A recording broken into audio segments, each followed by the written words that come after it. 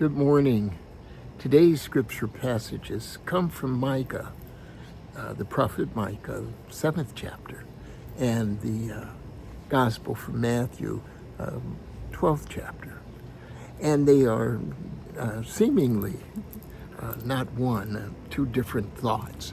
Now, in the story that the prophet Micah tells us, the people of Israel who have been greatly sinful are forgiven their sins, and they are taken care of. In fact, he says that the people are protected by the staff of God, and that they are forgiven, and to remember that their history is one of forgiveness.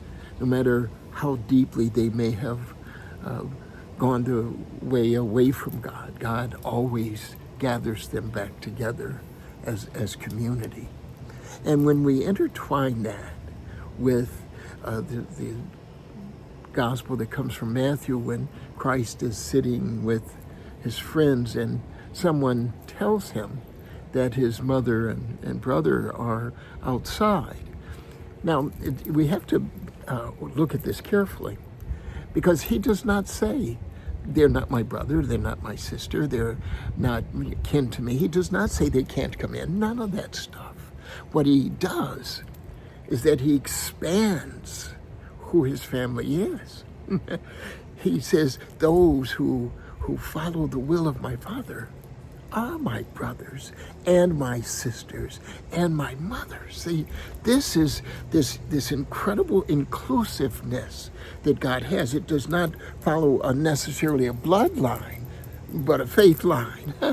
and so when we intertwine this with Micah, we see that all of us have the same thing in common. This one shepherd, and all of us are forgiven. All of us are included in this one scriptural passage.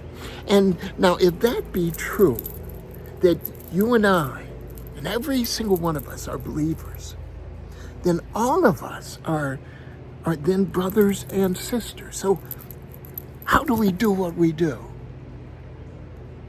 The good or the bad? We do the good because it's our brother or sister. Then how do we do what's bad against our brother and our sisters? To wrong them. Look, there is this real way of loving.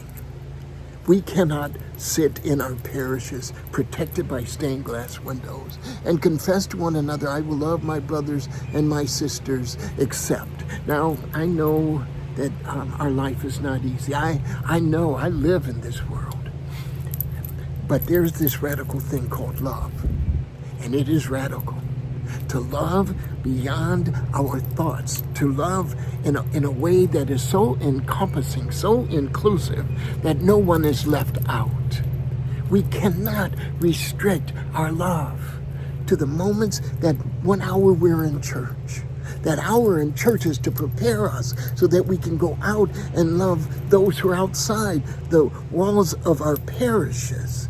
For those standing out there are our brothers and our sisters, our mothers and our fathers. They are all one family. And the moment that we begin to understand and to treat others as our brothers and sisters is the moment that we will have heaven on earth.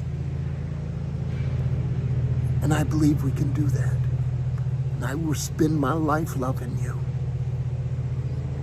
That doesn't mean I'm going to take you to coffee, but I'm going to love you. I am going to love you. And so that's why I can wake up every morning and say, Lord, what are we going to do today? Because I know the first part of it is love. I wanted to just take a moment to say hello to a family who came all the way from Ireland and while here came to see me. It was John and Elaine and Hannah and little John. Thank you. For all of you who email me and text me, I try to return every note because you are so kind. And you, my friend, are my brother and sister. God bless. Lord, what are we going to do today? I'm going to love somebody.